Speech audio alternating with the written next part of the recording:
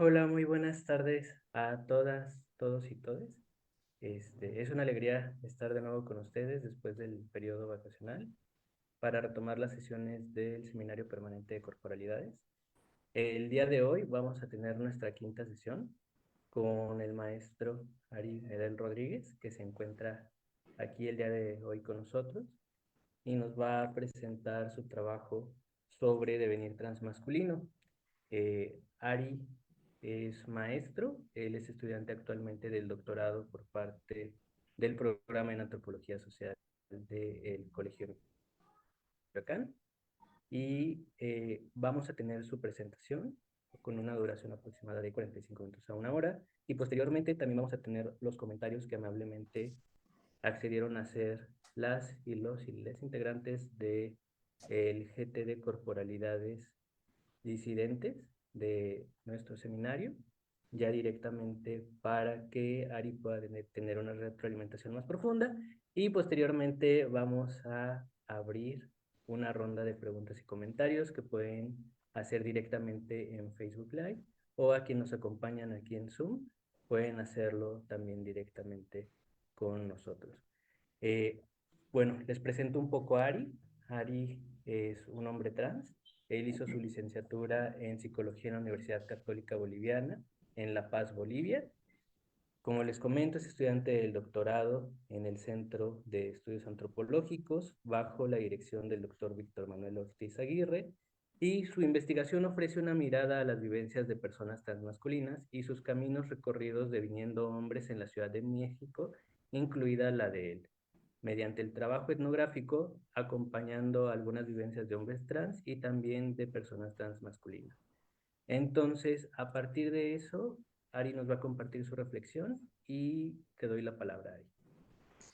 Perfecto, pues muchas gracias. Para mí es un gusto estar aquí. Gracias por la presentación y también gracias por el espacio. Pues es mi primera vez participando de esta red y pues espero que hayan más oportunidades.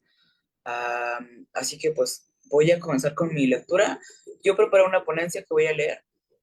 Y un poco el objetivo de solamente leerla es justamente poner atención, bueno, de prestar todos nuestros focos de atención en el texto como tal para que luego lo podamos comentar. De todas maneras, quienes no tienen el texto, igual pues yo no tengo ningún problema en distribuirlo a futuro, que lo hagan lo saber. Y pues bueno, voy a comenzar con mi lectura.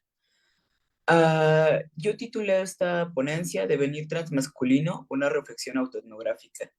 Algunas aclaraciones preliminares. En primer lugar, este texto se basa en la investigación doctoral que estoy haciendo como estudiante del Centro de Estudios Antropológicos del Colegio de Michoacán. Es una investigación que tiene previsto un periodo de trabajo de campo de 1 año y 9 meses, de los cuales llevo 1 año. Los argumentos que aquí expongo son solo ideas preliminares, en la medida que apelo por el derecho a la autodeterminación del género y reconozco la multiplicidad de interpretaciones respecto a los cuerpos, las vivencias y las identidades trans. Estoy consciente que estos argumentos no son necesariamente compartidos ni representan a todas las personas transmasculinas. En todo caso, los presento aquí para ser discutidos y revisados. Sobre mi lugar de enunciación, la reflexión que presento está atravesada por dos hechos que condicionan mi mirada sobre la vivencia trans. Haber sido socializado mujer la mayor parte de mi vida y la experiencia propia de devenir persona trans masculina en la Ciudad de México. Voy a comenzar con la ponencia como tal. A esta sección yo la denomino Devenir hombre y el reconocimiento social. Eh, Comienzo. Ante algunas instituciones disciplinarias, como la Iglesia Católica, policías de aduana, médicos, jueces y mi madre, un día fui una mujer de verdad, como suelen llamarlo, por el hecho de que al nacer se me asignó el género femenino y viví como mujer hasta los 28 años. En tanto, alguien que ha abandonado la condición social del ser mujer y más a menudo es reconocido como un igual en el mundo de los hombres el último año, para muchos yo soy un hombre trans, categoría que ocasionalmente abrazo. Siendo más preciso, mi identidad, o mejor dicho, mi identidad escogida, como suelen llamarlo hoy en día, es la de persona transmasculina, pues más que identificarme como hombre, me identifico como una persona que habita el espectro de las masculinidades. Nací en Ciudad de México. A los 4 años, mis papás me llevaron a vivir a La Paz, Bolivia, donde viví hasta los 22 años. Desde mi primera infancia, en el seno de una familia nuclear de clase media, sentía que vivía en un entorno repleto de estructuras sociales rígidas, la mayoría tácitas y solo para ser obedecidas. Cuando me reconocí como persona transmasculina a los 22 años, decidí alejarme de mi familia y del lugar en el que crecí, pues pese a que yo no había compartido mi identidad de género elegida con mis padres, comencé a sentirme incómodo en ese entorno. Además, tenía la sensación de que el conocimiento de las personas que me rodeaban respecto a mi socialización femenina dificultaba que me reconocieran como hombre, incluso para aquellos que se esforzaban constantemente por respetar mi identidad de género elegida. En agosto del 2023 me mudé a la alcaldía Benito Juárez, ubicada al sur de la Ciudad de México, para comenzar mi trabajo de campo. Pese a que apenas comenzaba el tratamiento hormonal, el cambio de residencia me generó ilusión, pues sentía que esa era mi oportunidad para que los demás me vieran como un hombre trans. Actualmente vivo en la colonia Independencia y desde mi llegada a este barrio suelo frecuentar espacios de interacción con otros hombres, entre ellos una barbería. El Refugio del Caballero es una barbería situada en la alcaldía Benito Juárez, Colonia Independencia, 15 minutos caminando del Metro Nativitas de la Ciudad de México. Hace 4 meses crucé por la puerta y noté que el barbero se dirigió a mí con pronombres masculinos, lo que yo en un primer momento reconocí como un gesto de amabilidad hacia alguien que él había comenzado a leer trans. Fue más bien un absoluto desconocimiento de quien solía visitarlo cada 2 meses. Para el barbero, quien entraba era un nuevo cliente masculino y no la muchacha que había comenzado a frecuentar la barbería desde hace casi un año. Como de costumbre, la barbería estaba llena de otros hombres recibiendo su corte, bebiendo cerveza y socializando entre ellos. Esta vez el silencio no se apoderó del lugar con mi presencia, como solía pasar cuando me leían como mujer. En cambio, se me ofreció una cerveza y se me tomó en cuenta en la conversación. Mis sesiones de corte de cabello ahora son un tiempo de sociabilidad con otros hombres, donde escucho de conquistas amorosas, opiniones sobre los cuerpos femeninos y constantes acusaciones a modo de chascarrillos sobre la homosexualidad o la falta de hombría de alguno de los presentes, incluido yo. Los últimos 4 meses, los cambios en mi cuerpo se han hecho evidentes. Mi rostro y mi espalda han adquirido mayor masa muscular. Tengo más vello corporal, mi timbre de voz es más grueso, y si bien las personas a mi alrededor podrían leer mi cuerpo de diversas maneras, en su mayoría me leen como un hombre cisgénero. Así como mi barbero y los otros hombres que frecuentan el refugio del caballero, las personas que me ven y desconocen mi vivencia trans eligen la opción que según el contexto les tenga más sentido. O es un hombre o es una mujer. Lo mismo sucede con las y les empleados de la tienda de electrodomésticos en la esquina de mi casa, las personas que me atienden en el mercado de mi barrio, la tamalera que vende en la esquina de mi casa y mis vecinos. Ninguno me ve como esa muchacha que dejó de verse muchacha y hoy tiene apariencia masculina.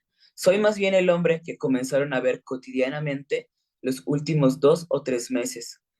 Las interacciones que los otros hombres en la barbería han intercambiado conmigo sugieren que el conocimiento con el que están operando se basa en una comprensión binaria y esencialista del género, lo que significa que solo hay hombres y mujeres, que cada persona encaja en esas categorías y que no hay posibilidad alguna de cruce entre esos grupos. El reconocimiento de mí como hombre y mi masculinidad también moldeó la forma en que suelo ser tratado en la barbería. Ahora los otros hombres me involucran en sus charlas, comparten conmigo bebidas alcohólicas y esperan que pruebe mi virilidad mediante la creatividad del albur. Esto tuvo el efecto de conferirme el reconocimiento de mi identidad, no solo como un hombre, sino también como un hombre que encaja en ese lugar. Este relato muestra que hasta cierto punto conseguí exactamente lo que quería al mudarme a esta urbe capitalina, el reconocimiento como hombre que a menudo me negaban las personas que tenían un conocimiento de mi género más amplio y un conocimiento de mi historia de vida.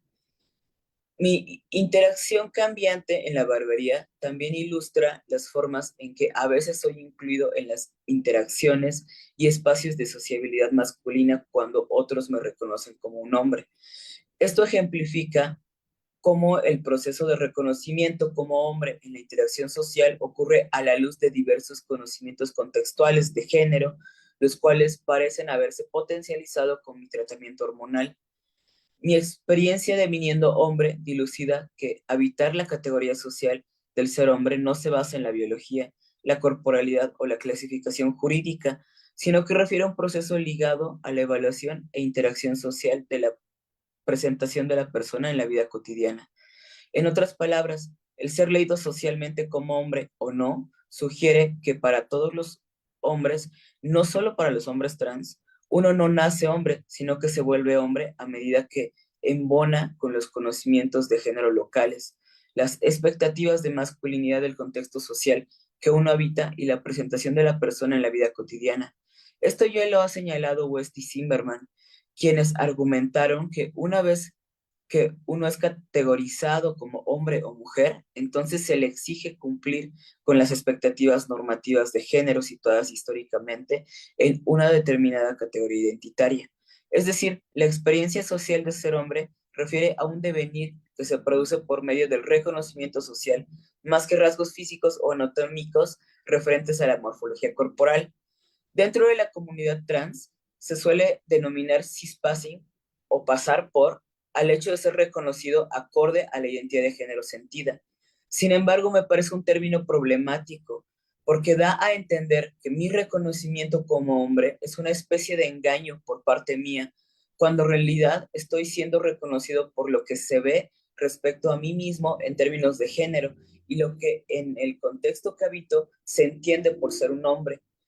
Siguiendo a Raewyn Connell, 2012, considero más oportuno usar la noción de reconocimiento de género en lugar del término pasar por para representar mejor la visión que los hombres trans tienen de sí mismos. El término pasar por o cispassing es utilizado constantemente por las personas trans para describir cuando se reconoce a las personas trans de acuerdo con su identidad de género sentida. En cambio, la noción de reconocimiento de género es poco empleada. Pese a ello, me parece que la noción reconocimiento de género no únicamente es una descripción menos coloquial de pasar por, también resalta que la categoría de género es un proceso social para todas las personas, no solo para las personas trans. Además, como argumenta Talia Becher, el término pasar por puede reforzar el imaginario de que las personas trans somos engañosas, argumento que suele ser usado para justificar la violencia contra las personas trans. De hecho, el reconocimiento de género basado en normas que varían según los contextos sociales e históricos, según Judith Butler 2012, puede ser la base para ser considerado plenamente humano y la falta de tal reconocimiento puede negar a algunas personas la posibilidad de llevar una vida habitable. Al analizar el proceso social de transición de las personas trans, Rowing Connell escribe, se trata de crear la vida cotidiana en nuevos términos. La transición es el reingreso a la dinámica histórica del género, un evento en el tiempo que lanza un proceso social interactivo. Gran parte, entonces, depende de las respuestas de otros, tanto en el ámbito público como en el privado.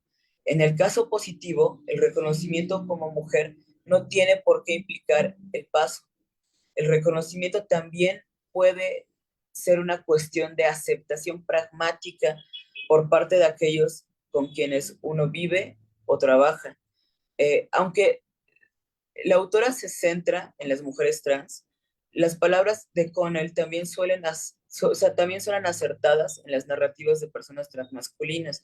En mi caso particular, ser hombre o transitar hacia las masculinidades ha significado reingresar a las relaciones de género desde una posición diferente, a través de un proceso inherentemente social interactivo. Es decir, devenir hombre o transicionar no es solo un cambio personal de metamorfosis corporales, sino un proceso social que comienza con el reconocimiento del otro, de una identidad de género. El reconocimiento como hombre se facilita en espacios particulares, como por ejemplo en mi caso la barbería. Y como implica con él, puede ocurrir con o sin el conocimiento del otro o de uno mismo de un deseo trans, que también es el caso de la barbería. En la barbería nadie me reconoció como trans, me reconocieron como hombre, y es un poco a lo que con él quiere llegar con su autorización. Continúo. Ser reconocido como hombre no únicamente refiere a una afirmación de la identidad de género sentida, también conduce a cambios importantes para los hombres trans en una variedad de interacciones sociales en la vida cotidiana. Un individuo que es reconocido como hombre y es tratado como tal recibirá los beneficios y desventajas sociales de esa posición social. En mi caso, he notado marcadas diferencias en el trato cotidiano al ser percibido como hombre o como mujer. Con esto no quiero aludir a que una posición identitaria es mejor que otra. A menudo se dice que como hombres trans, o a menudo se me dice que como hombre trans transité al privilegio, porque los hombres trans pasan de un lugar de sujeto femenino subordinado y oprimido a la posición de sujeto masculino dominante. Sin embargo, las relaciones de poder no se dan solamente entre hombres y mujeres, o de hombres hacia mujeres. De hecho, las jerarquías existen dentro de los universos masculinos y dentro de los universos femeninos, por lo que dejar de ser algo para devenir otro género no debería suponer un, es, un esquema simple de obtención de beneficio o pérdida de privilegios. En este sentido, devenir al universo masculino involucra un devenir a otro campo de opresiones. Ejemplifico esta idea. Como mujer yo solía sentir más miradas y tenía más temor de ser agredida sexualmente en espacios públicos. Este temor ha sido sustituido por el temor de ser golpeado por otros hombres en espacios públicos. En una ocasión caminaba apresurado en el metro y accidentalmente golpeé a un hombre con mi hombro. A los pocos segundos recibí un empujón muy fuerte por la espalda, acompañado de la frase, fíjate cabrón. Al darme la vuelta y mirar frente a frente al otro hombre, respondí asustado y con una voz muy aguda, perdón, a la par que levantaba mis manos dejando caer un libro y haciendo evidente dos protuberancias en mi pecho, es decir, mis senos. El hombre me vio fijamente y después de evaluarme corporalmente y decidir que a sus ojos yo era una mujer, cambió de actitud. Levantó el libro, me lo entregó y se fue con prisa, esperando no recibir represalias por su acción. Incidentes con otros hombres que terminan en agresiones físicas en los espacios públicos se han hecho cada vez más usuales en mi cotidianidad, haciendo del temor de sufrir agresiones sexuales un mero recuerdo de una vida pasada. La adquisición de nuevos temores en los espacios públicos es otra muestra de cómo transitar hacia otro género. Es algo así como crear la vida cotidiana en nuevos términos, como lo mencionó Roy Connell en 2012. Algunos comentarios finales prácticamente sobre esta reflexión. En primer lugar, el reconocimiento de género al que hago alusión está en esta ponencia refiere a un reconocimiento en un contexto informal donde rige el sentido común sobre lo que una sociedad entiende por ser hombre o una mujer. Sin embargo, hay otros contextos de reconocimiento de género relacionados con posturas políticas e institucionales. Por ejemplo, en grupos de apoyo trans, empresas y o universidades, se suele tener protocolos de reconocimiento de identidad de género como una categoría autonominal o independiente de la apariencia externa. En el grupo de apoyo para personas trans de la Unidad de Salud Integral, de la que formo parte, eh, al, y al que suelo asistir quincenalmente, está la normativa de que si alguien se reconoce como hombre, mujer, persona trans, persona no binaria, entonces lo es y ya, sin importar su estatus legal, su apariencia, o si llega o no, o si lleva o no un tratamiento hormonal. Pero este reconocimiento no es el reconocimiento en el que se pone en juego en la vida cotidiana. Otro señalamiento, hay muchos privilegios asociados con las masculinidades, pero esos privilegios están mutuamente constituidos por otras identidades sociales, como la raza y el estatus económico, y no todos los cambios son positivos. Punto 3. es posible que la noción de una corporalidad masculina auténtica y el reconocimiento de ello sea exclusiva de los hombres trans, tal vez porque han tenido que hacer lo que parece un esfuerzo especial para lograr el reconocimiento como hombres. Sin embargo, en la vida cotidiana, la virilidad y la masculinidad son temas muy controvertidos para todos los hombres. Hombres trans y hombres cisgénero se ven obligados a demostrar constantemente su autenticidad como hombres, siguiendo mandatos de masculinidad que se suelen transmitir con la comprensión de frases como aguante como hombre o los hombres no lloran. Punto 4. En la vida cotidiana, el reconocimiento de género refiere a una noción binaria y esencialista del género, lo que significa que solo hay hombres y mujeres, que cada persona encaja en una de esas categorías y que no hay cruce entre estos grupos. Si bien un amplio sector de personas trans se encuentra a gusto con este reconocimiento de género, es decir, prefieren ser leídos como hombres o como mujeres en la cotidianidad, a mi parecer, el no reconocimiento de la posibilidad de cruce de género es problemático, pues tiene un efecto de borramiento de una trayectoria de vida más amplia. Con esto me refiero a que en mi caso, ser leído como hombre que comenzó a habitar un espacio en los últimos meses, tiene un efecto de borramiento de la persona que llevaba habitando ese mismo espacio alrededor de un año. Finalmente, la noción de devenir hombre es evidente no únicamente en las narrativas de los hombres trans, sino también en las de los hombres cisgénero.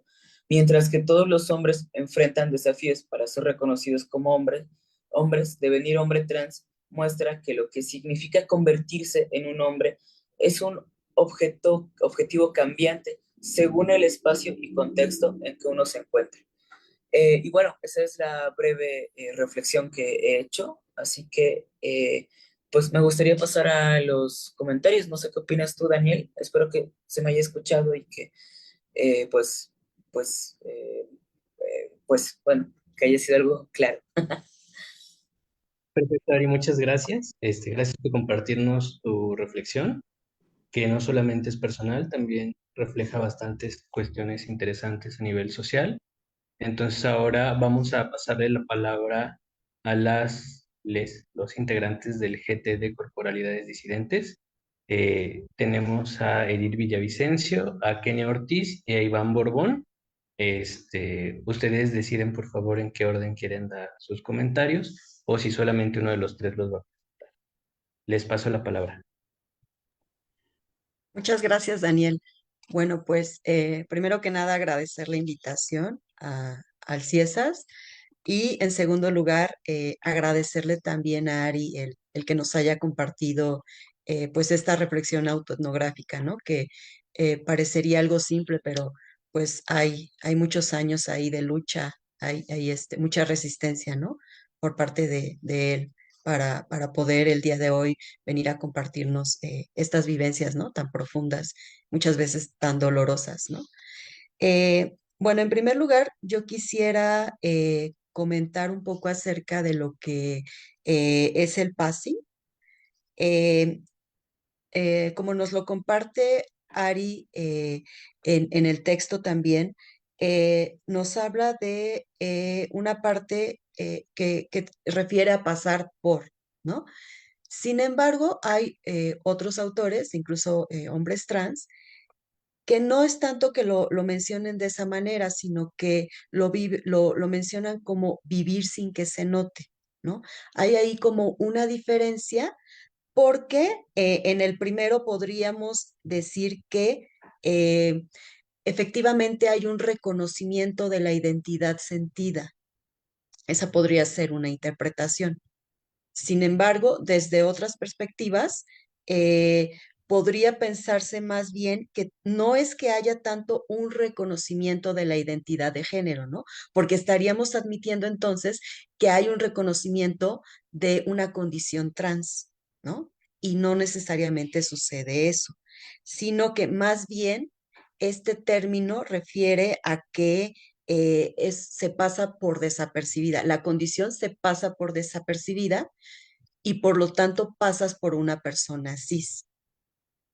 Ajá. Ahí está interesante el debate que nos da cuenta Ari a partir de esta noción de reconocimiento de género por Connell, pero sí me parece que habría que profundizar y problematizar un poco más, porque en el texto se nos hace mucho énfasis acerca de que incluso podría ser una cuestión engañosa, ¿no?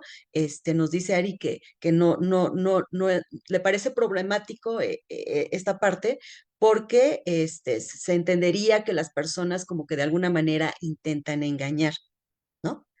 Sin embargo, también hay otra lectura que tiene que ver con esta idea del passing como estrategia. Ajá, como una estrategia que utilizan muchas personas trans, una estrategia en muchas ocasiones de sobrevivencia, ajá, pero también para protegerse de la estigmatización, sobre todo tomando en cuenta el contexto donde nos desarrollamos, ¿no? Tomando en cuenta que México es el segundo país donde más se cometen asesinatos con las personas trans, ¿no? Entonces, en este sentido, al colocar el passing como una estrategia, el passing también puede ser interpretado como un indicador del grado de exclusión que experimentan las personas trans, ¿no? Y que les lleva precisamente no tanto como un acto de voluntad, sino como una posibilidad de poder defenderse, ¿no? Incluso en algunos casos, a mí personas trans, hombres, me han compartido cómo hacen ejercicios, ¿no? Ya sea con la voz o cómo hacen esfuerzos significativos a veces por pasar por, pero no tanto como una cuestión de decisión o un deseo, ¿no? Sino más bien, como lo vuelvo a repetir, como una estrategia de sobrevivencia, tomando en cuenta el contexto en el cual habitamos. Eh, esta cuestión de reconocimiento de género me parece que es lo que tendría que ser, ¿no? O sea, tendría que haber un reconocimiento de las personas trans en tanto trans o también en tanto desde la lógica binaria o no desde la lógica binaria, pero también la verdad es que es muy complicado, ¿no? Todavía que haya ese reconocimiento, ¿no? Porque hay, no solamente es la sociedad, ¿no? Sino hay instituciones que todavía tienen bastantes resistencias a este tipo de reconocimientos, ¿no? En alguna de las sesiones pasadas aquí en el CIESAS compartíamos, ¿no? Que muchas veces instituciones incluso de salud, de atención a la salud médica, eh, son un obstáculo para que las propias personas trans tengan una cuestión de autodeterminación, ¿no? Hay una invalidación, hay todavía una criminalización y hay todavía una patologización. Entonces, el poder aspirar a ese reconocimiento de género, ¿no? Que incluso está dentro de los derechos, dentro de los principios de Yogyakarta, también está dentro de esta parte de la libre expresión de la personalidad, desafortunadamente todavía se ven lejanos, ¿no? Y en ese sentido las personas pues tienen que recurrir a estrategias, ¿no? Quizás en otros contextos esto se presenta de una mejor manera, pero desafortunadamente no es así, ¿no? Sin embargo, también es importante resaltar que hay ciertos espacios que sí propician una mayor libertad, ¿no? Todavía con todo lo caótica, todo lo problemáticas que es la Ciudad de México, todavía representa en cierta medida una posibilidad, ¿no? De que ciertas personas puedan expresar ahí su identidad de género, ¿no? O por lo menos puedan tener una vida con mayores libertades, ¿no? Sin que estén señaladas constantemente en comparación con otros estados de la República, ¿no? Donde para empezar no hay toda esta legislación, no se cuenta con el reconocimiento a la identidad de género, las personas no tienen el acceso a servicios de salud, ¿no? Como por ejemplo, bueno, yo habito el Estado de México, aquí en el Estado de México todavía no contamos con esas instituciones, ¿no? Y la la verdad es que es en cierta medida un privilegio que en la Ciudad de México sí se cuente con esa cuestión, ¿no? Para que personas como tú, como nos compartes en tu reflexión autoetnográfica, tengan la posibilidad de acceder a los procesos de hormonización, ¿no? Otro aspecto que te quisiera comentar es que me pareció muy enriquecedor la manera en que fuiste vinculando esta parte de los tránsitos de género y los espacios geográficos, ¿no? Y eso nos hace pensar que la transición de género no solamente se limita a una cuestión eh, de corporalidad, ¿no? Sino a la par de esas transformaciones que has vivido en tu cuerpo, también has tenido otros desplazamientos en tu vida, ¿no? Desplazamientos tanto geográficos, pero también has tenido encuentros y desencuentros, ¿no? Encuentros culturales, cambios incluso de país, ¿no? De lugares de residencia. Y me parece que eso es importante retomarlo porque muchas veces en este tipo de investigaciones como que solamente se centra en la cuestión corporal, ¿no? Pero es importante el ejercicio que tú haces de situarlo en la vida cotidiana, ¿no? Porque a partir de ahí podemos tener una visión muchísimo más compleja realmente de lo que implica el género, ¿no? También otro aspecto que quisiera comentar es lo que tiene que ver con la socialización masculina, ¿no? Eh, lo que nos comentas de esta barbería, el refugio del caballero, a mí me hizo pensar muchas cosas, ¿no? En primer lugar, me hizo pensar en este esfuerzo significativo que representa para los hombres trans tener que socializar esta masculinidad, este tránsito, pero con hombres cis, ¿no? Y eso me llevó también a reflexionar un poco acerca de estas diferencias que a veces se dan con respecto a las mujeres trans, ¿no? Eh, en ocasiones las mujeres trans tienen espacios de convivencia entre ellas, pero al menos lo que yo he podido notar es que en los hombres trans hay una cuestión de invisibilidad, que por supuesto que es respetable, ¿no?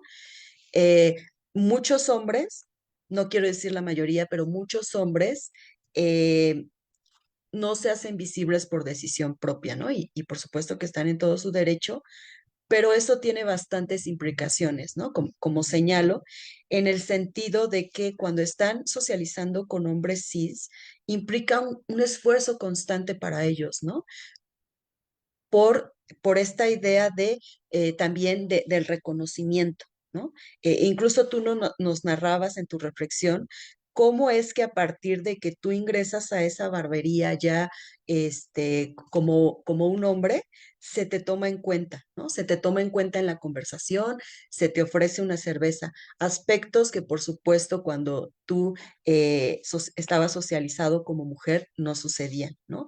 Y algo que me gusta mucho es que eh, señalas, no solamente señalas, sino que problematizas que esto ha implicado una serie de beneficios, pero también una serie de desventajas, ¿no? En el sentido de que, igual como lo señalas en tu texto, muchas veces se habla que aquellas personas que fueron socializadas como mujeres y cuando deciden hacer su tránsito hacia hombres, adquieren una serie de privilegios, ¿no? Y tú lo cuestionas. Y efectivamente, ¿no? A veces se tiene una visión de que la masculinidad implica solamente privilegios, ¿no? Pero es importante también mencionar que entre los hombres hay muchas diferencias, ¿no? Por cuestiones que tienen que ver con racismo, por cuestiones que tienen que ver incluso con el nivel socioeconómico, con otros aspectos, ¿no? Entonces también podríamos decir que no todos los hombres viven la masculinidad de una misma manera, ¿no? O desde el privilegio, porque entre ellos también hay disputas. Y otro aspecto también que me parece que me llevó mucho a cuestionarme es lo que tiene que ver con la homosexualidad, ¿no? Eh, en esta socialización que tú nos comentas en la barbería, hay momentos en los que se pone en, como en discusión tu virilidad, ¿no? Y pareciera que esta virilidad se asocia con con la homosexualidad, ¿no? Entonces, es esta parte también, estas desventajas a las que tú te enfrentas, ¿no?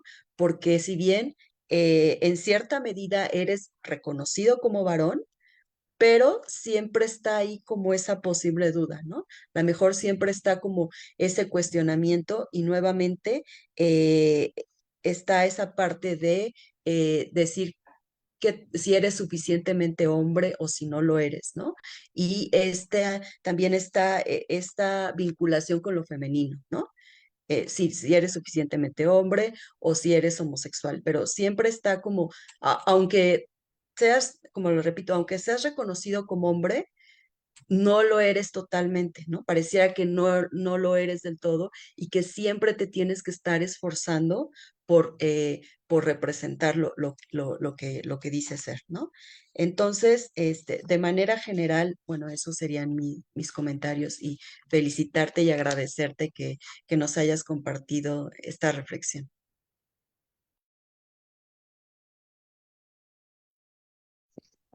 Bueno, Muchas gracias, Edith. A continuación, sigan, por favor. sí. Bueno, yo continúo. Primero que nada, muchas gracias por compartirnos tu experiencia. Creo que es muy enriquecedora. Este, en nuestro grupo en específico hemos trabajado con el concepto de corporalidad disidente y una de las discusiones que teníamos es cómo eh, la, el entorno social y la estructura patriarcal nos ubica en un espacio específico y que las transiciones forman como un tipo de disidencia que no es aceptada socialmente. Y es mucho más sencillo pasar hasta el otro lado que permitir la transición. Y creo que esto se muestra mucho en tu experiencia, en cómo es más fácil para las personas que te rodean entender el estar en el otro género que el permitir la transición que sucede en el inter del cambio, ¿no?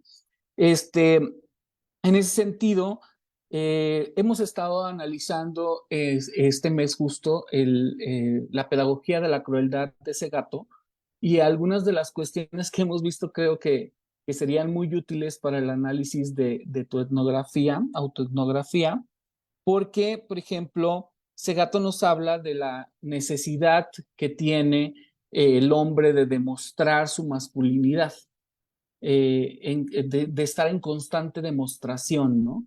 Y yo lo veo en tu experiencia, no solamente en el aspecto físico, que la apariencia es un elemento fundamental para la discriminación y para la categorización de las personas, sino incluso en ese momento que describes cuando este chico te enfrenta con violencia física porque le tocaste el hombro en el metro, lo que está haciendo es ponerte a prueba, poner a prueba tu masculinidad, ¿no? Porque, como dice ese gato, en realidad la demostración es con los cofrades, o sea, es con los mismos hombres, ¿no? Y tendrías que ahí demostrar qué tan fuerte eres o qué tan potente eres. Y ahí más bien yo lo que me preguntaba es estas desventajas que tú analizas, ¿de dónde vienen? Porque no estoy seguro que vengan precisamente desde el género, tal vez vengan desde la clase, desde la raza, desde otros elementos que se combinan y no precisamente, porque si hubiera sido un hombre de 2 metros, a lo mejor no se hubiera animado, ¿me explico? Entonces, es este acto de demostración de poder que hizo este chico estaba más relacionado con elementos que se combinan, que diría Ochi Curiel, ¿no? Que se imbrincan. Entonces, creo que es importante verlo también desde ahí. Creo que en definitiva la apariencia por un lado, un karma que traemos todo el tiempo, que estamos luchando contra él, pero también se ha convertido en una estrategia potente, porque vamos entendiendo que lo que importa es a veces más parecer que ser y que estas personas, que me encantó el concepto que hablaste de aceptación pragmática, se solucionan su problema de ideologías con una apariencia, ¿no? Siendo que sus justificaciones a veces son mucho más profundas y tal, ¿no? pero en realidad eh, mm, lo aceptan con mayor facilidad cuando cumples con 2, 3 requisitos que piden, ¿no? Entonces ahí también habla de cómo digamos, este sexo binario que nos quieren vender, que tanto justifican desde lo médico, desde la construcción biológica, se desvanece tan fácil como con un elemento tan sencillo como la apariencia, ¿no? Y a la vez tan complicado, pero que en realidad no nos proporciona como elementos tangibles para poder determinar en dónde nos encontramos en esta transición, porque una de las preguntas que me hacía es, o sea, ¿qué cantidad de elementos tengo que tener para ser hombre? ¿O qué cantidad de elementos tengo que tener para ser femenino? ¿No? Entonces, estas cuestiones son mucho más complejas, pero lo fácil es llevarlo hacia los extremos y con eso se soluciona el problema. Por eso el concepto de aceptación pragmática me parece muy propio en ese sentido. Lo que sí me parece que es un elemento que sería conveniente analizar con mucha profundidad es el cambio en las violencias, el pasar de el temor a las violencias sexuales a el temor a las violencias físicas, sí nos habla de las diferencias que viven los géneros en la vida cotidiana. Y eso me parece muy interesante porque cuando empiezas a decir que empiezas a ver las agresiones sexuales como algo de la vida pasada, nos dice mucho de la vivencia que tienen las mujeres día con día. Y tu experiencia nos dice que realmente está muy ligado al género la violencia sexual. Y al mismo tiempo la violencia física se incorpora como sustituyendo la otra violencia, ¿no?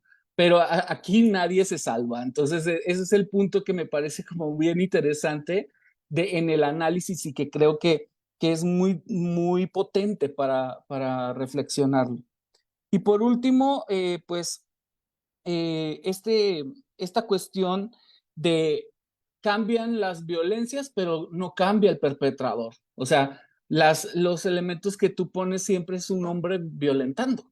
Entonces, en sí, es la misma cuestión que se sigue moviendo desde el mismo punto atacándonos al resto, ¿no? A todo aquello que no sea el hombre heterosexual, blanco, de clase alta. Entonces, creo que eso también es algo interesante para el análisis. Muchas gracias. Gracias, Bueno, Iván. nada más quisiera complementar un poco para cerrar ya con esta serie de intervenciones, lo que señalaron eh, tanto Iván como Edith. Y bueno, antes que nada quiero agradecerte un montón que hayas compartido tu experiencia, tus vivencias. La verdad me parece muy respetable el hecho de que, y muy bonito de tu parte, ¿no? El hecho de que puedas compartirnos todas estas situaciones que son muy personales y que nos permitan poder entender toda otra serie de procesos más amplios, ¿no? O sea, que pongas de alguna manera a disposición tu, tu experiencia de vida para que podamos reflexionar sobre muchas otras cosas que tienen que ver con violencia de género, etcétera, etcétera, ¿no? Entonces, de verdad, Ari, te agradezco un montón, no, no, no, no, no. Y también quiero decirte que está haciendo un aprendizaje el escucharte y el compartir tus experiencias, ¿no? Para nosotros. Yo nada más quisiera señalar una última cosita, porque ya las demás las han profundizado mis compañeros. Mm, y que tiene que ver con esta noción de habitar otro campo de opresiones que se conecta justamente con lo que ya señalaba al final Iván. Me parece súper interesante y la verdad es que siempre me ha inquietado a mí en particular la manera como los hombres trans se colocan dentro del sistema patriarcal y sus relaciones de poder. Me parece particularmente interesante y me gustaría en este sentido, a ver si puedes compartirnos algo de tus experiencias, saber cómo desde tu transitar se cuestionan también estas relaciones del género dentro del sistema patriarcal, ¿no? Porque es muy evidente, como tú muestras en tu experiencia, cómo justamente, o sea, lo que es muy, muy interesante es cómo ver cómo opera el sistema cis, heteronormado, patriarcal y colonial en conjunto, aún en el proceso de transición que tú estás viviendo como hombre trans, ¿no? Porque eso es súper rico. O sea, creo que a mí ese tema me parece bien interesante y creo que está conectado con lo que decía al final Iván, de cómo tú transitas, o sea, en este sistema de jerarquías, de opresiones, de relaciones de poder, en donde claramente dominan la figura masculina frente a la figura femenina, tú transitas pues, de ser una mujer y de vivir y experimentar de alguna manera estas violencias hacia otro campo de opresiones. Pero finalmente estamos hablando de un sistema que opera bajo presupuestos de excluir las corporeidades que se consideran distantes de esta figura del hombre blanco colonial, ¿no? También. Entonces, me interesa mucho que puedas, pues, como contarnos un poco más de esta transición hasta este otro campo de opresiones, pero cómo también desde ahí, desde tu transitar y desde vivir estas circunstancias, pues también cómo cuestionas estas relaciones de género, porque yo creo que hay una potencialidad importante, quiero pensarlo, en el transicionar también y que puede también ser cuestionador para el propio sistema. A nosotros nos interesa mucho hablar de las fugas, también de las fugas que significan estos devenires, estas transiciones, de cómo también esto puede cuestionar el sistema, de cómo puede minarlo paulatinamente, aunque sea como una pequeña gotita, ¿no? Que va minando un gran entramado. Y bueno, me gustaría saber tu opinión al respecto. ¿En qué sentido puede ser irreverente, subversivo y cuestionador tu propio transitar? Bueno, yo pensaría, pues que ya el transitar es en sí mismo, ¿no? Un acto súper subversivo y realmente valiente y de reconocimiento hacia el proceso que tú has hecho, pero sé que por ahí podrías también señalarnos desde tu experiencia cómo se cuestionan también estas relaciones de poder, ¿no? Bueno, son estas cuestiones. Por supuesto, no estás obligado a responder todas también. Puedes decirnos gracias por sus comentarios, ahí nos vemos, ¿no? Y esperamos haber enriquecido la discusión y esperamos haber ayudado a construir un poquito más ideas, ¿no? De manera más interactiva contigo. Y si también crees que estamos diciendo algunas cosas que no van, pues también puedes señalarlas. ¿Sale? Gracias. Muchas gracias, Kenia. Chiques del GT. Ari, no sé si deseas contestar a estos comentarios. Sí, por supuesto. Pues yo creo que voy a iniciar de atrás para adelante. Entonces inicio con Kenia. Primero, muchísimas gracias por las puntualizaciones. Y Kenia, me haces una pregunta eh, que me genera como que bastantes luces para tal vez ponerle un poco más de complejidad a este análisis. Porque eh, una de las puntualizaciones o de las aclaraciones que hago en un primer momento es que yo fui socializado mujer la mayor parte de mi vida. Y es justamente desde esa socialización en la que yo considero voy a interpretar las violencias, ¿no? Y lo que puede ser un acto violento, como no. Lo digo porque, por ejemplo, dentro de mis lecturas sobre las violencias de género y como que de pronto estos relatos de la forma en la que uno entiende los peligros y las agresiones,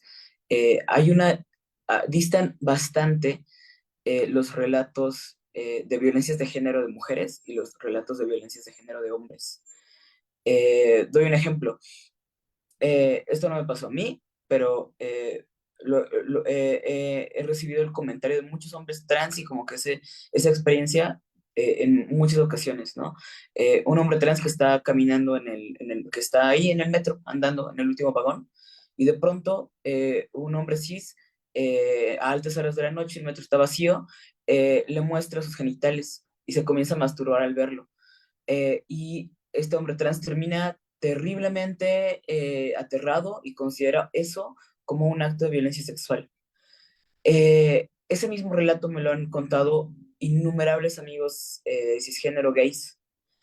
y su respuesta y su sensación sobre ese evento es muy diferente. Yo no conozco a un hombre gay que me haya dicho que eso haya sido un acto de violencia sexual. Sí que me hayan dicho, ¿sabes qué? Yo paso, no gracias, o que le hayan entrado, pero la interpretación de ese evento como un acto de violencia sexual es muy diferente, creo yo, desde la forma en la que ha sido socializado. Y creo que en mi caso, mi socialización como mujer hace que mi interpretación sobre eventos de la vida cotidiana sean violentos, sean leídos desde ahí. Y creo que eso es algo que me hace pensar un poco, ¿no? En cómo abordarlo. Eh, bueno, eso por un lado, ¿no? Creo que por otro lado, cuando hablo de esta, a mí me parece muy curioso cómo dentro de mi interacción con otros hombres trans y en espacios de apoyo, en entrevistas, y también mi propio cuestionamiento sobre, por ejemplo, me cambio de nombre, no me cambio de nombre, uso mi nombre asignado al nacer, que me gusta mucho, uso un nombre más neutro, uso otro nombre, siempre está en dilema si quiero ser leído dentro de justamente, ¿no? Dentro de una sociabilidad masculina como un hombre cisgénero heterosexual.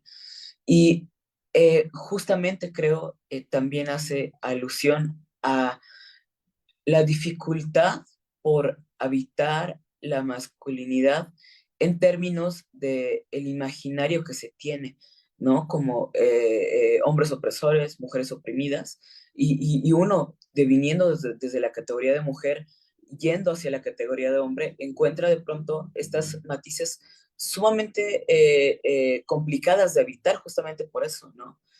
Eh, Me es más común hoy en día, por lo menos en Ciudad de México y en mi entorno, dentro de las personas que yo he entrevistado, que se nombren como hombres trans, desde esta idea de, eh, de me es más fácil habitar la categoría hombre trans, persona transmasculina no binaria, que habitar la categoría hombre, en el sentido de poner una distancia de eso que no quiere ser, ¿no? En muchas entrevistas me encuentro con, sí soy un hombre, pero no ese tipo de hombres, haciendo alusión a una masculinidad hegemónica, violenta y también como que generando distancia, pues de esa categoría identitaria. Entonces, pues sí me parece muy interesante pensar el tema de habitar, de cómo habitamos este otro campo de opresiones, en base a un historial muy importante que es el haber sido socializado mujer. Y bueno, no sé si en base a esa respuesta tengas algún otro comentario o surja otro comentario o continúo con las otras puntualizaciones que tengo. Sí puedes continuar. La verdad es que es súper interesante y ya este tema sería todo una tesis, ¿no? Justamente de cómo se vive esta transición de opresiones, pero sigamos con los otros temas y veamos a ver si después nos da más tiempo. Gracias, Ari. De acuerdo, pues muchas gracias.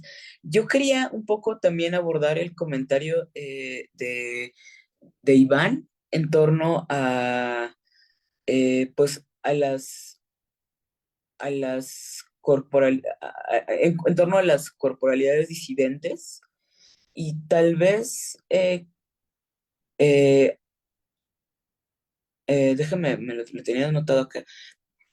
Bueno, creo que algo que me parece fundamental justamente es eh, qué tan, qué tan, eh,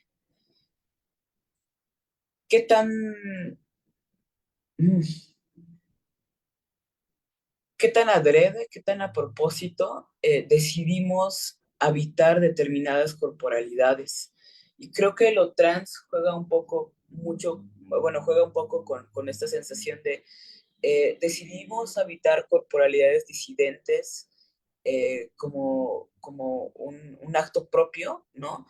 O decidimos matizarlas, qué tanto las queremos habitar y en qué espacios, porque también como Edith lo decía, hay una estrategia de supervivencia y en definitiva, habitar una corporalidad disidente involucra también adscribirte hacia, y dentro de espacios específicos además, hacia una serie de violencias, ¿no? Hacia una serie de actos que vas a percibir tienen que ver con cómo te ves.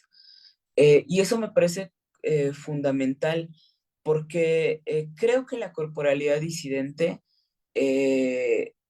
eh, bueno, me hace preguntar, ¿no? Hasta qué punto, por ejemplo, mi masculinización tiene una tendencia hacia a la vista de otros, creo, hacia un que no se te note, ¿no?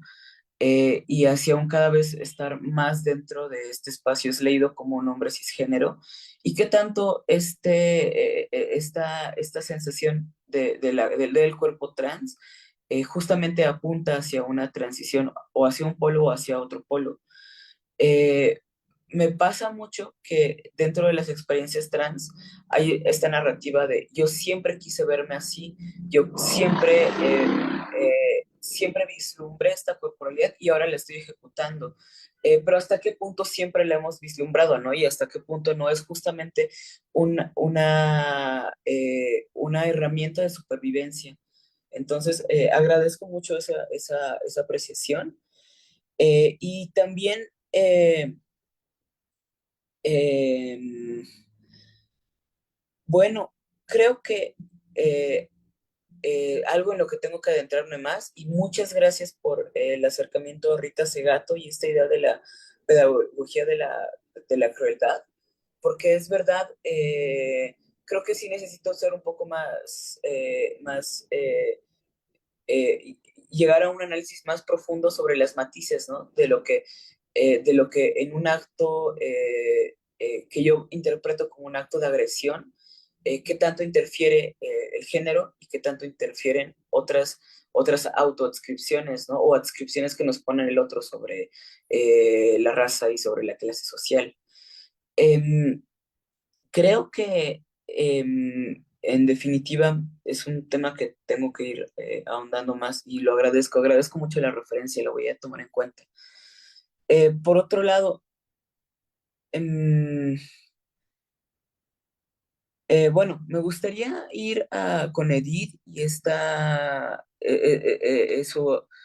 pues el acercamiento hacia el cispassing.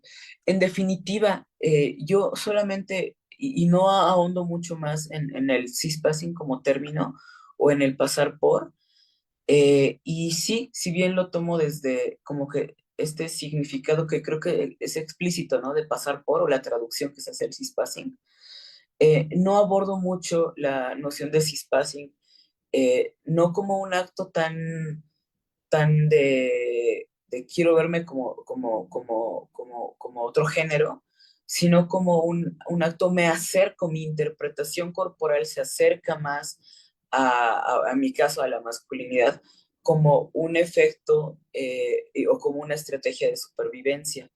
Eso me parece sumamente interesante porque dentro de muchas narrativas me encuentro con personas que optan por no decirle a nadie que son hombres trans y vivir como que en este anonimato, en esta invisibilidad de su identidad trans, justamente, ¿no? Por el temor desde temores muy, muy, muy, yo pensaría muy, muy de vida cotidiana, que por ejemplo puede ser mi caso.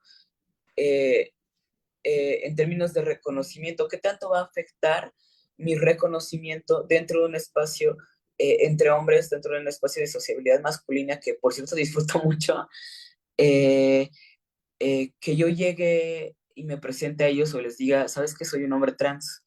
Creo yo la dinámica de sociabilidad que hay ahí va a sufrir un cambio que, por ejemplo, yo lo percibo en muchos espacios LGBT donde donde la asunción de que, por ejemplo, eh, sea la corporalidad que sea, ¿no? Y se identifique como se identifique y se vea como se vea, pues, bueno, perdón, lo repito, en donde, por ejemplo, pienso en los baños, yo formo parte de un grupo de personas LGBT de natación, donde a menudo, pues, cada quien entra al baño, ya sea de hombre o de mujer, con el que se identifique. Y con esta asunción de lo que importa es cómo te nombres, pero el cómo te nombres y el que a mí se me permita cambiarme dentro de un vestidor de hombres, no hace mucho en la forma en la que se me sociabiliza. De hecho, así como cuando era leído como mujer en la barbería, con estos silencios y este no involucramiento en estas relaciones, en estas dinámicas sociales, creo que me siento exactamente igual en un espacio de hombres gays, ¿no? De hombres en un vestidor LGBT, cuando veo las dinámicas de sociabilidad que se dan entre hombres gays a las que yo no estoy invitado, ¿no? Sí estoy invitado al baño, pero de ahí a estar invitado a esa sociabilidad hay un paso enorme. Entonces creo que de pronto estas negociaciones que se hacen sobre el digo o no que soy una persona trans, también dialogan sobre qué tanto va a interferir en mi sociabilidad y qué tanto se me va a seguir tomando en cuenta dentro de esta relación entre hombres que estoy teniendo. Y pues eso me parece bastante importante para seguir complejizando un poco más la idea del cispacio. Y bueno, pues eso como una primera ronda. Agradezco muchísimo los comentarios y de verdad son muy nutritivos. Muchas gracias por esta lectura tan atenta que me han dado. Pues muchísimas gracias, Ari. Y bueno, ahora vamos a abrir el espacio para preguntas y comentarios para gente de aquí del Zoom y también quienes nos están viendo en redes sociales. Desde luego, el GT de Corporalidades Disidentes puede seguir haciendo comentarios o preguntas si quieren profundizar en algún punto en particular. Eh, yo quiero hacerte un par de preguntas, Ari. Una de ellas tiene que ver con la relación entre corporalidad y espacio. Esto que nos mencionas sobre la relectura que se puede hacer en un espacio urbano como es la ciudad y de cierta manera hasta qué punto el cuerpo o la corporalidad de la persona, lo que nos demuestra tu relato autoetnográfico es que habitamos múltiples corporalidades y estas corporalidades no es que sea una sola corporalidad que se traslada de un lado a otro, sino que en el traslado esta corporalidad es releída de distintas maneras de acuerdo al contexto en el que te sitúas. Entonces, eso por un lado, ver la corporalidad como una escala que se conecta a otras escalas como las geográficas, por ejemplo, pero también preguntarte en toda esta trayectoria que tú has tenido entre Bolivia y México, ¿qué diferencias podrías notar? Si sería lo mismo mudarte a Ciudad de México que a La Paz para tener este proceso, ¿cuáles serían los contrastes que podrían realizarse? Es decir, ¿es en sí mismo el espacio urbano el que posibilita esta aceptación o relectura de la transmasculinidad? ¿O son otros detalles específicos de lo que se teje en el espacio urbano que lo permite? Otra cuestión tiene que ver con los temas de la igualdad y de la diferencia, que creo que es algo que sale a relucir en el texto que nos enviaste. Y es que en el momento en que hablas de que no se trata de un reconocimiento como hombre, sino dentro del espectro de las masculinidades, ¿cuáles son los criterios de igualdad que se consiguen dentro de esa transformación, transición, pero también cuáles son las diferencias que se apropian o que apropias en esta experiencia tuya, ¿no? Y cómo eso va constituyendo tu propia forma cotidiana de habitar el género. Creo que eso sería un segundo tema. Y ya finalmente, pedirte que si nos puedes hablar un poco más sobre qué es lo que entiendes como vida cotidiana, si literalmente te refieres al día a día que transcurre o si lo estás refiriendo a espacios de sociabilidad específicos como la barbería, por ejemplo, y si esto podría, no sé, transportarse a cualquier espacio de sociabilidad o solamente son ciertos lugares eso precisamente. Creo que serían los primeros tres puntos y posteriormente paso a leerte otras preguntas o comentarios que están realizando.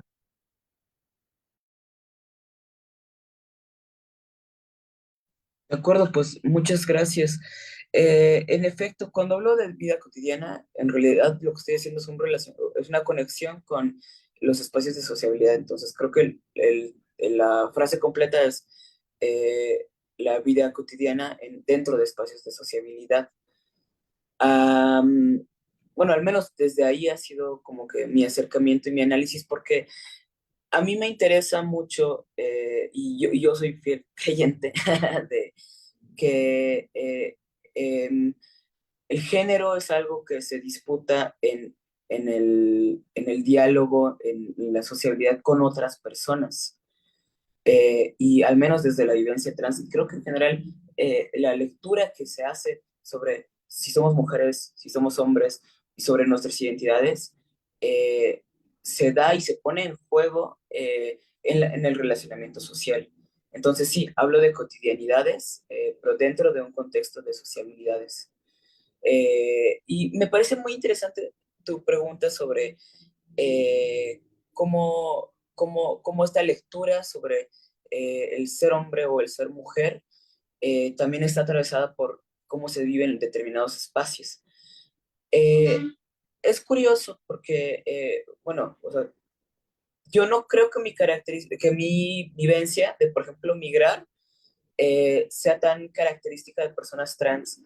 Me pasa mucho que muchas personas trans, bueno, primero, muchas personas trans llegan a Ciudad de México porque es un espacio ameno, bueno, es un espacio donde la transición se hace viable en el sentido de que cuenta con dos clínicas para personas trans o pensadas en personas trans y que proporcionan un tratamiento hormonal gratuito. Entonces, el migrar de una ciudad a otra es algo muy usual y creo que algo que te facilita la interpretación de cómo quieres ser leído corporalmente es hasta cierto punto esa lejanía del espacio en el que has sido sociabilizado. En mi caso, mi distancia con mi familia y mi mudanza a otra ciudad colaboró, y creo que lo menciono en la ponencia, ¿no?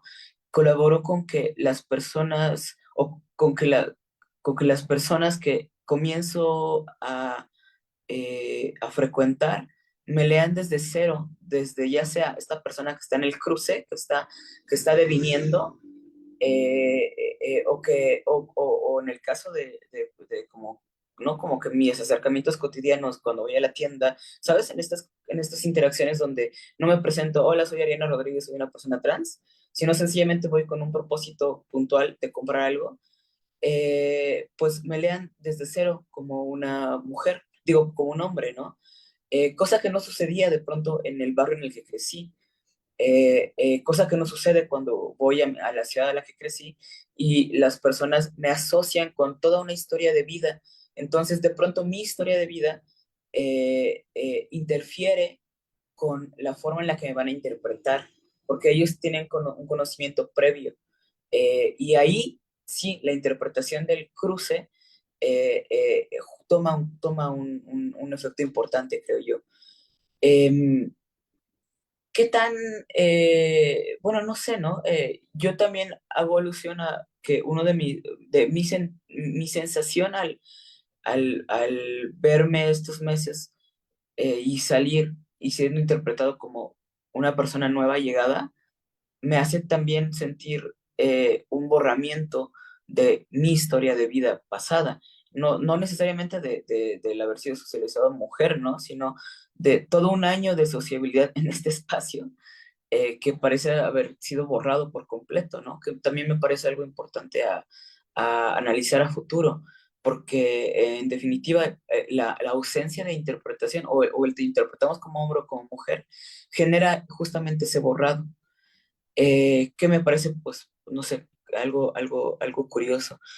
Y en cuanto a, concuerdo contigo, ¿sabes? Ser leído como mujer o como hombre es algo que va a tener su propio significado dependiendo del espacio en el que te encuentres.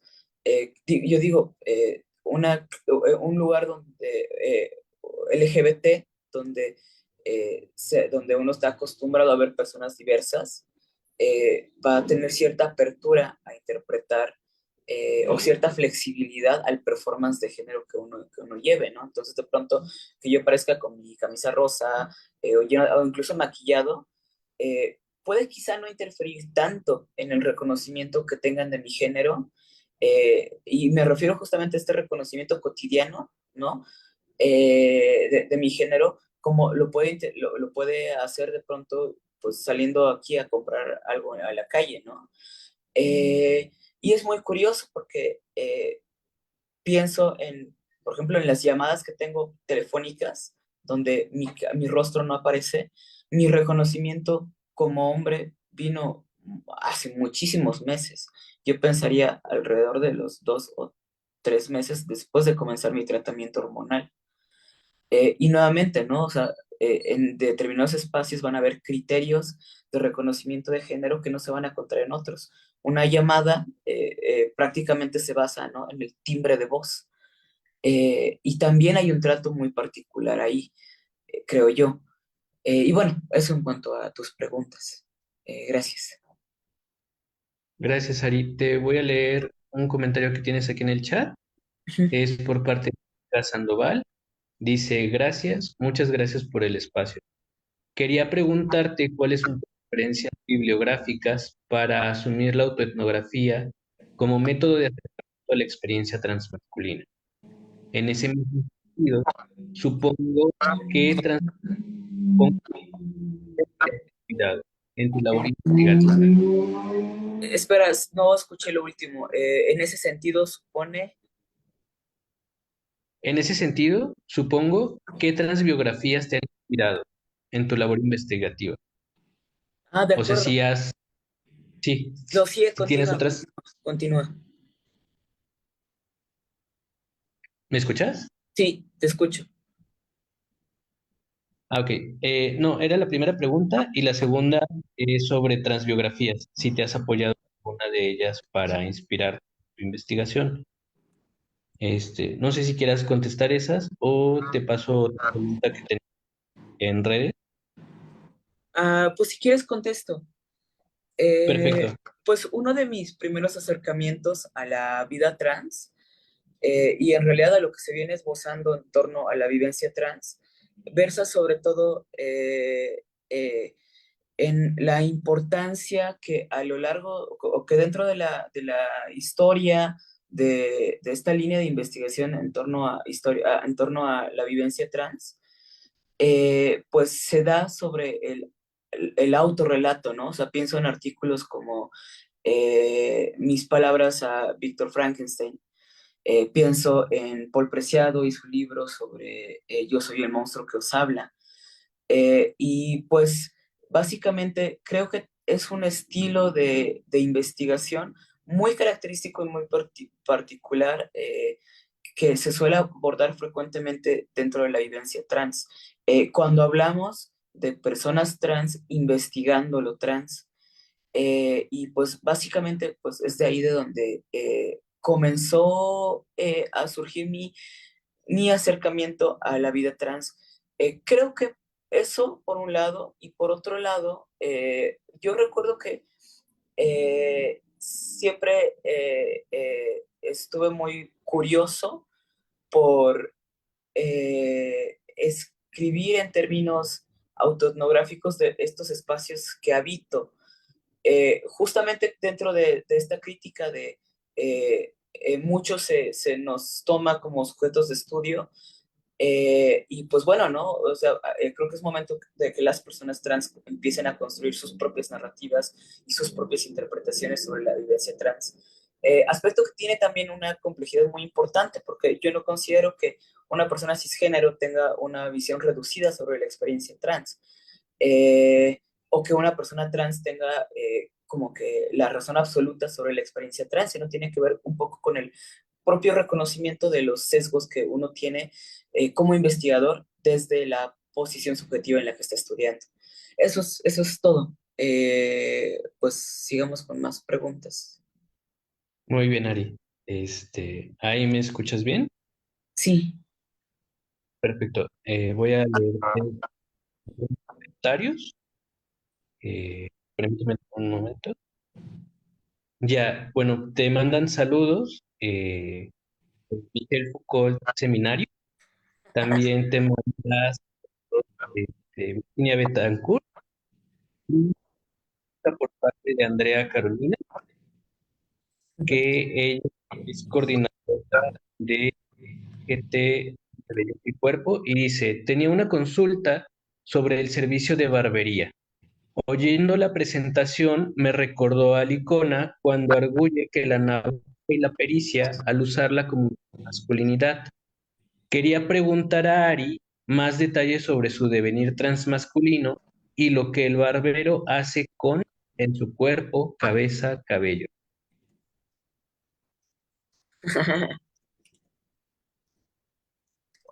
De acuerdo.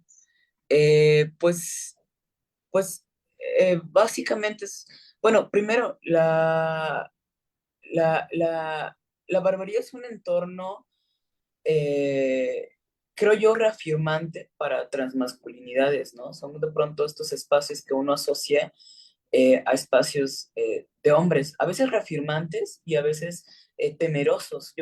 De hecho, dentro de como que mis contactos entre personas trans o hombres trans en particular, hay como que una lista de espacios trans-friendly, ¿no? O espacios que hombres trans dan.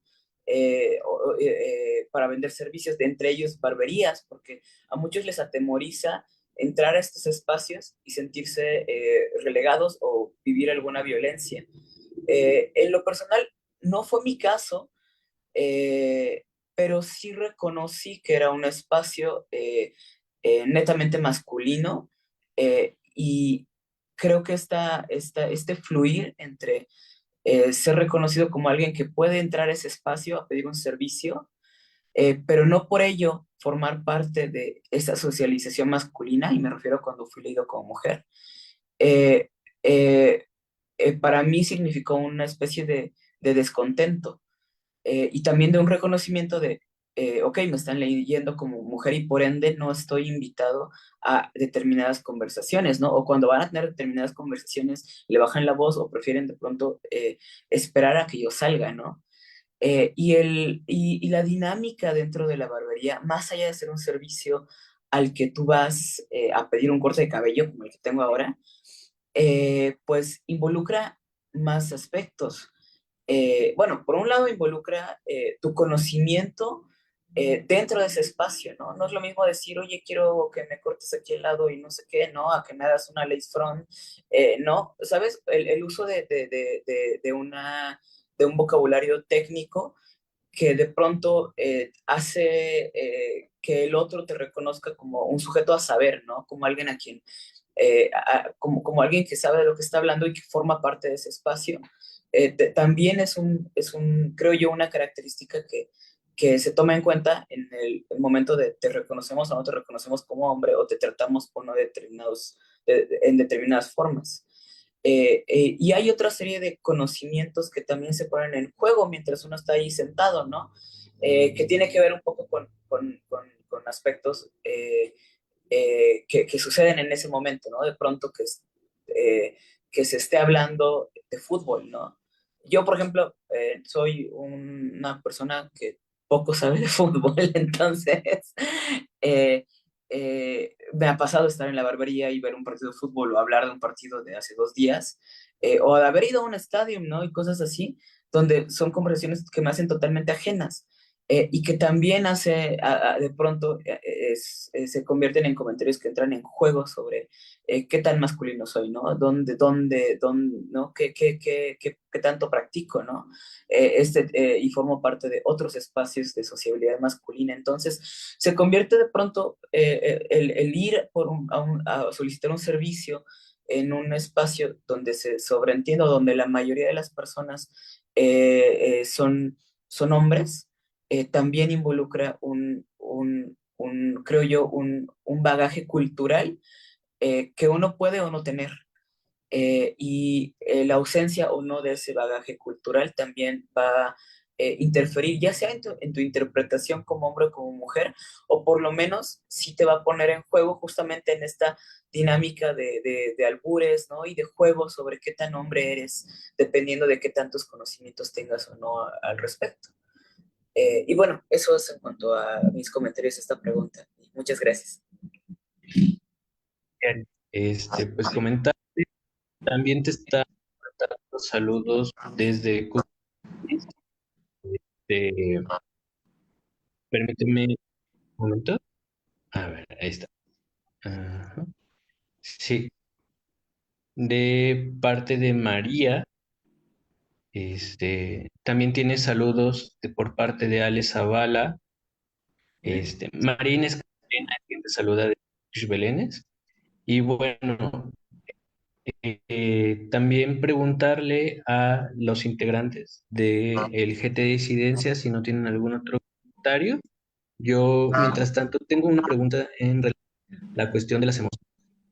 De manera, mm, se ha repetido a lo largo de la sesión y también el texto, la mención acerca de cómo se habita con el miedo o también la cuestión que tiene que ver con el dolor y cómo estas cuestiones aparecen asociadas a la transición o cómo hay una naturalización del miedo, siguiendo un poco la línea que te presentó Iván sobre pedagogía de la crueldad, cómo pareciera que darlo y de cierta manera irlo desensibilizando para ya no sentirlo de la misma manera. En ese sentido, si podrías profundizar o compartirnos más sobre tus experiencias y no sé si posteriormente alguien tenga otra pregunta.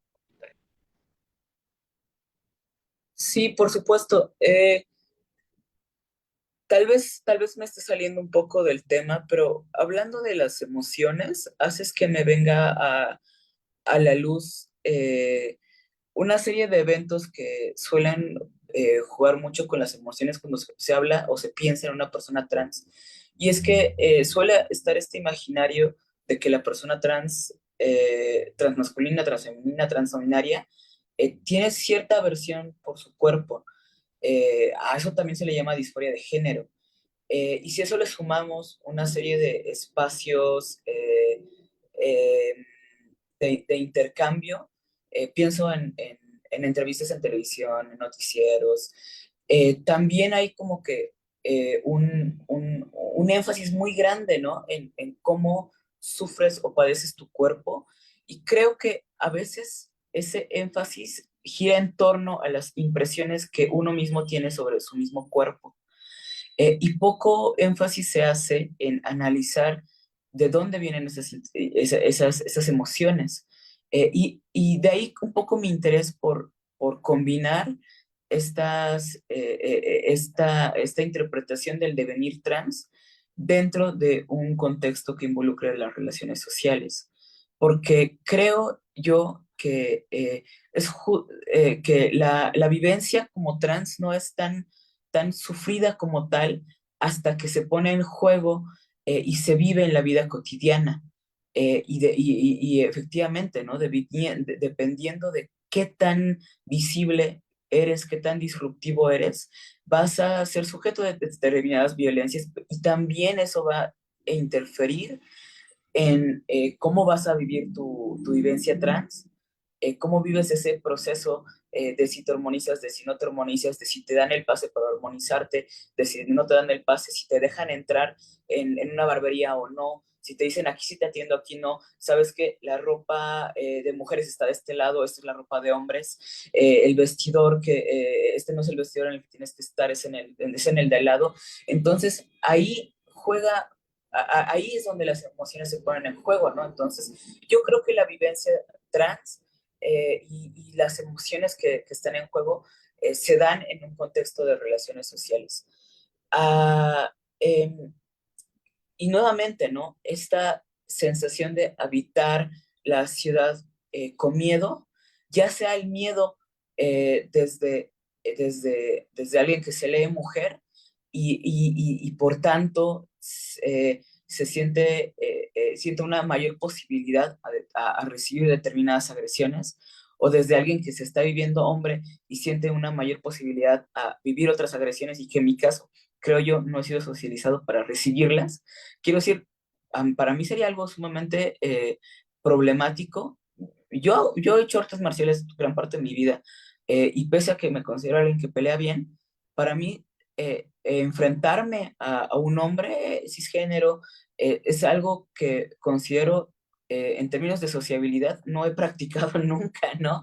Entonces, sí me enfrentaría a no solamente tal vez una diferencia de peso, de tamaño y de masa muscular, sino también es, es una dinámica social en la que yo no tengo práctica.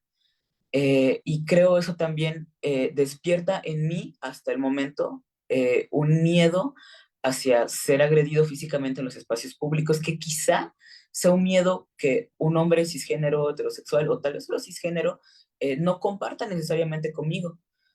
Nuevamente, ¿no? Desde donde yo hablo es desde alguien que fue socializado mujer gran parte de su vida.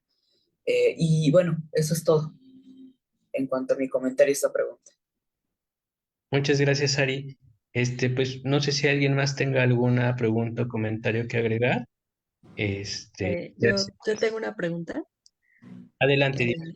a mí me gustaría saber si en tu trabajo de campo, Ari, has encontrado alguna diferencia entre aquellos hombres que deciden ocultar su transición y quienes la visibilizan, esto con respecto a las violencias. O sea, son las mismas violencias de las que son objetos quienes lo visibilizan y quienes no.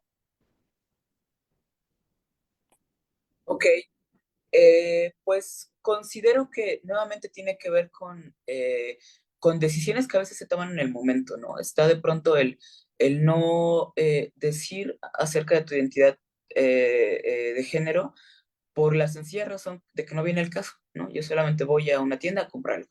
Yo solamente voy a pedir un servicio para que me corten el cabello. Y creo que en esos casos habrán determinados momentos donde esta socialización que se convierte como que es algo pues no tan relevante, comienza a tener cierta relevancia. Y es cuando esa dinámica se convierte cada vez más cotidiana. Quiero decir, de pronto, esta persona que antes veía, ahora creo que quiero que sea mi pareja, o creo que quiero que sea mi amigo o mi amiga. Es ahí donde te encuentras en el dilema de ¿lo digo o no lo digo? Y justamente creo que las experiencias a las que he tenido en este trabajo versan un poco sobre esas decisiones de personas que deciden sí decir que son personas trans, a veces incluso apelando a, a buscar más seguridad. Yo conozco hombres trans que no se hallan dentro de baños masculinos porque a veces los cubículos no tienen puertas. Entonces optan por decir, yo soy un hombre trans y quiero o un baño solo para mí en el trabajo, o que me den la posibilidad de ir al baño de mujeres o a un baño que sí tenga puertas. Entonces creo que tiene que ver con decisiones y con espacios particulares. Hay quienes no visibilizan su identidad trans porque consideran que la visibilidad de esa identidad trans va a interferir con la forma en la que están siendo leídos, y los va a pasar y va a generar que comiencen a ser leídos desde la vulnerabilidad o desde alguien justamente, ¿no? Que parecería haber ocupado, o a ojos del otro, parecería haber ocupado una posición engañosa, o había engañado a este otro hombre o a esta mujer, y de pronto eso genera un acto de violencia. Entonces creo yo tiene que ver justamente con eventos y espacios particulares. Gracias, Ari. ¿Tienes dos comentarios más en redes sociales? Te los voy a hacer a continuación para que puedas contestar. Nada más dame unos instantes porque como hago el cambio entre plataformas, se traba un poco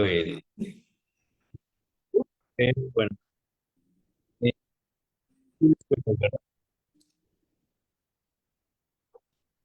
Ari. Ajá, aquí estoy. Tengo Ah, dos muy bien. comentarios más. Sí, de Pedro Enrique Alarcón. Te dice, muchas gracias por compartir tu experiencia autoetnográfica, Ari. Felicidades al Seminario Permanente de Corporalidades por generar estos espacios para el diálogo y la reflexión. Me gustaría saber cómo podemos acceder a tu texto y a otras bibliografías sobre la violencia y la estigmatización de género. Saludos desde el Ciencias Golfo. Y el siguiente es de Frank Wolf, que nos dice, ¿qué visión a mediano plazo consideras serán las nuevas visiones en la construcción de equidad de género en Latinoamérica? ¿Cuál es tu opinión al respecto? Ok, pues respondo a esta última pregunta. Y ya luego doy mi correo y mi nombre. Pues creo que a largo plazo yo tengo la sensación de que hay un movimiento social por la categoría no binaria. Y eso a mí me parece un recurso bastante importante y relevante. Y ojo, que exista la posibilidad, en algunos países, México es uno de ellos, bueno, algunos estados de México, de poder identificarte legalmente dentro de esta categoría no binaria, es decir, no como hombre y no como mujer, no necesariamente provoca, por ejemplo, que en la vida cotidiana me lean como una persona no binaria, ¿no? Usualmente lo que hay es un reconocimiento eh, a lo más cercano, ¿no? Un poco bueno, justamente este reconocimiento pragmático de te leo como mujer y te leo como hombre y así te trato. Pero me parece que es un acercamiento desde lo legal a poder pensar en otras formas de habitar el cuerpo, ¿no? Y en otras corporalidades que quien quita y en algún momento de la historia sí se convierta en una categoría que tenga, como lo pasa con el ser mujer y el ser hombre, un reconocimiento social, pero también una forma de sociabilidad y una forma de trato. Y que no sea de pronto me tratan así porque me leen como mujer y me tratan así porque me leen como hombre. Bueno, eso en términos sencillos, creo. Espero haber dado respuesta a esta pregunta y no haberme salido tanto del tema. Y sobre la otra pregunta, pues mi nombre completo es Ariana Rodríguez Medel y soy estudiante del Centro de Estudios Antropológicos del Colegio de Michoacán. Puedes buscarme ahí y también por mi correo electrónico y si quieres o si deseas, pues que comparte este texto. No es un texto publicado, es un texto, es una reflexión que preparé para esta ponencia y que pues voy como que mejorándolo, pero si quieres tener acceso a él, pues puedes escribirme. No sé si por ahí, Daniel, me puedes ayudar a compartir mi correo electrónico. Creo que va a ser mejor que lo dicte, ¿no? Mejor lo compartes ahí. Y algo que se me estaba escapando y ahora lo encontré. No sé si Erika Sandoval sigue ahí. Bueno, un poco también quería ahondar en esta, en cosas o en referentes que a mí me hicieron un poco reflexionar sobre el trabajo autoetnográfico dentro de lo trans y tiene que ver con las preguntas que solemos hacer sobre lo trans, acercarme a bibliografía autoetnográfica y a veces desde la novela, tanto que sobre todo de lo que me he encontrado es de mujeres trans, no tanto de hombres trans, me ha ayudado a preguntarme, o creo que hacerme preguntas, o bueno, reconocer que hay dos formas de preguntarse sobre lo trans.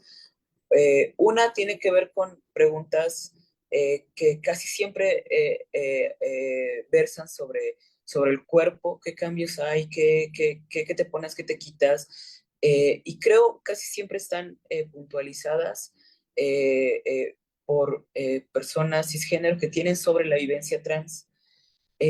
Y también, y luego está y la pregunta que me surge al leer muchos trabajos autoetnográficos es cuáles son las preguntas que nosotros las personas trans tenemos sobre la vivencia trans. Y al menos mi trabajo autoetnográfico intenta un poco responder a eso, ¿no? Me intereso por compartir vivencias de mi vida cotidiana, y las vivencias que reflexiono son justamente preguntas que me hago a mí mismo sobre mi propia vivencia. Y bueno, eso es todo. Eso es algo que había quedado hueco y que espero que también responda un poco más la pregunta que Erika Sandoval me hacía. Gracias, Ari. No sé si alguien más aquí en el chat tenga alguna pregunta o comentario.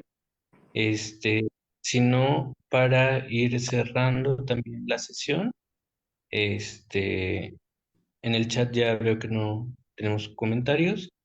Entonces, pues yo creo que vamos cerrando ya. Y pues agradecerte mucho, Ari, por haber accedido a participar aquí con nosotros.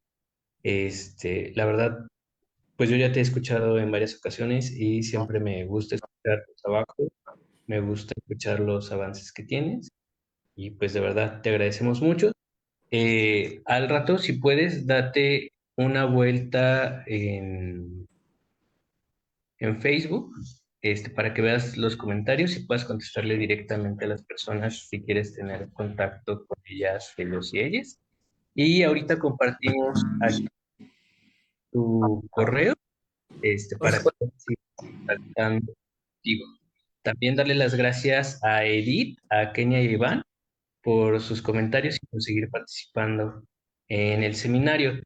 Antes de terminar, nada más darles los avisos parroquiales, como les llamamos. La siguiente sesión se va a realizar en septiembre y en esta ocasión vamos a tener al GT de violencia, cuerpo y violencia, que va a estar participando con nosotros. En octubre tenemos la participación de la doctora Olga Olivas, este, y, perdón, Olga Sabido, una disculpa. Y en noviembre vamos a cerrar con una exposición sobre danza butó, con una ponente magistral. Esta sesión de noviembre va a ser híbrida, va a realizarse en las instalaciones del CIESAS Occidente en Guadalajara y también vamos a estar transmitiendo en vivo para quienes gusten agendar. Estaremos pasando el calendario en la siguiente semana para que puedan irlo programando. Y pues nuevamente muchas gracias. Ari, no sé si quieras cerrar con alguna última idea.